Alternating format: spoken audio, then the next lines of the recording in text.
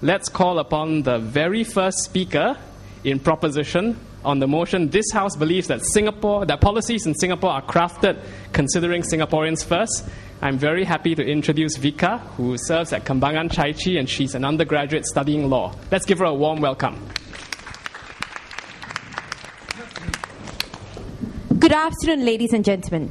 Today's motion is this House believes that the policies in Singapore are crafted considering Singaporeans first.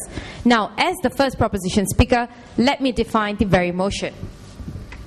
Policy refers to a set of ideas or a plan of what to do in particular situations that has been agreed officially by a group of people, a business organization, a government, or a political party. Singaporeans first would mean to have the policies benefiting our Singaporeans to a larger extent as compared to foreign workers and immigrants. It is to give our Singaporeans a better standing and to satisfy their needs more than a foreigner's need. Having dealt with the definitions for today's motion, ladies and gentlemen, let me move on by allowing me to tell you what my team's three main clarifications are.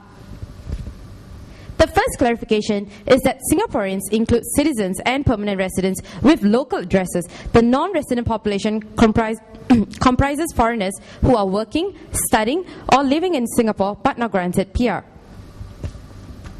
The second clarification is that my team has identified the key areas in which affect Singaporeans and would be covering on the policies that have been implemented on those areas.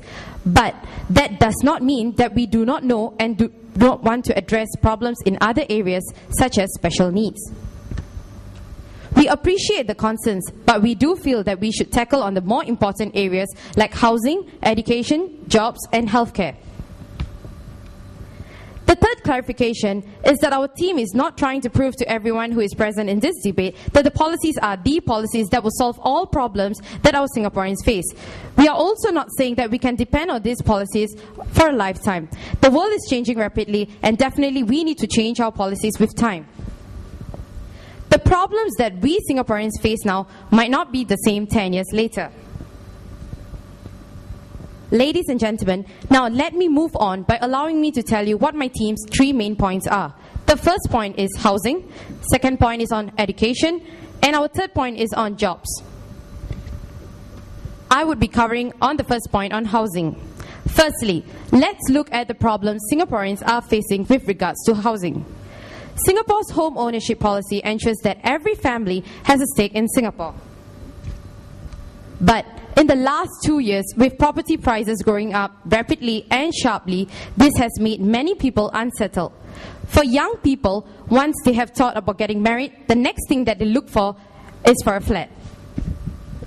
And if housing is going to be very expensive, means the thought of starting a family is also put off. Looking at the worst case scenario, they fear that they will not be able to afford the homes when they finally get the flat. Thus, to solve these problems during the National Day rally in August this year, PM Lee addressed those issues with new policies that were crafted for Singaporeans. The government will increase the HDB income ceiling for BTO, built-to-order flats, from $8,000 to $10,000. The government will also increase the income ceiling for executive condominiums from $10,000 to $12,000. This policy would mean bringing more people into the HDB net, and Singaporeans do not have to worry much. However, bringing about more people into the HDB net means bringing about more demand for BTO flats. And to counter this problem, the government is adding 25,000 BTO flats next year and 7,000 rental flats over the next 2 years. This would mean that the prices of new flats will become more stable and affordable.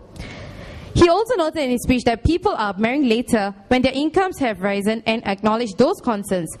Young couples face problems about having children when they cannot afford a home. These policies will ensure that the government would be able to meet demand and keep housing available and affordable for Singaporeans. In 2010, the rate of home ownership is 87.2%. This will definitely change with the new policies implemented for Singaporeans. In a nutshell, the housing policies in Singapore are crafted considering Singaporean first.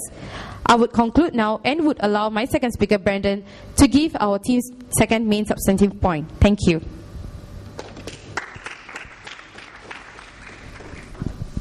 Okay, thank you very much to Vika for her speech. And speaking in first opposition, we'd like to welcome Mr. Lee Teck Hyok, otherwise known as Lee Jr., who serves at the Macpherson branch and who describes himself as a semi-retired stay-home dad. So, Mr. Lee Jr. speaking in opposition to the motion.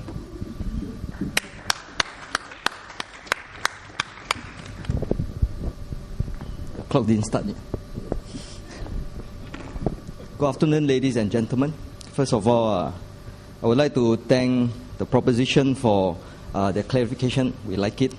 We agree with your definition of Singaporeans and such, but we disagree with the motion. The policies in Singapore are crafted considering Singaporeans first.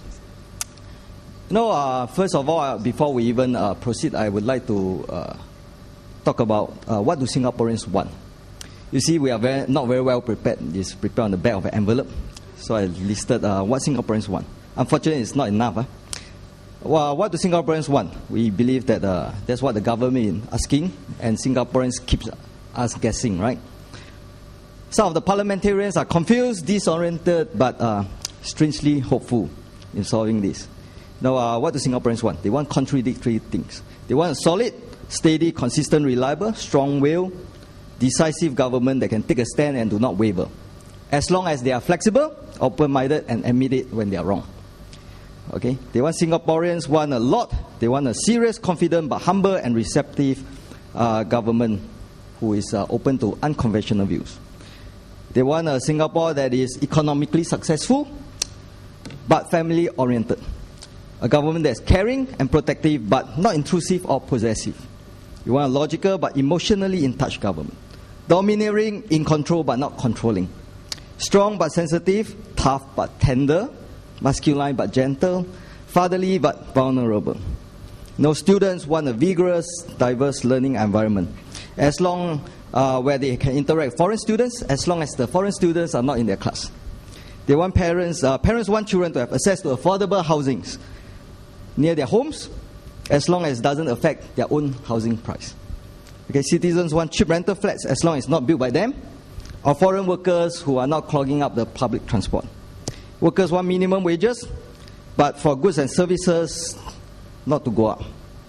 Workers want to be paid higher and take higher value jobs, but not undergo training.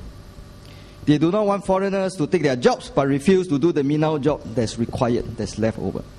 Okay, they want to be given first preference over many things they have in terms of housing, education, even if they are not good enough.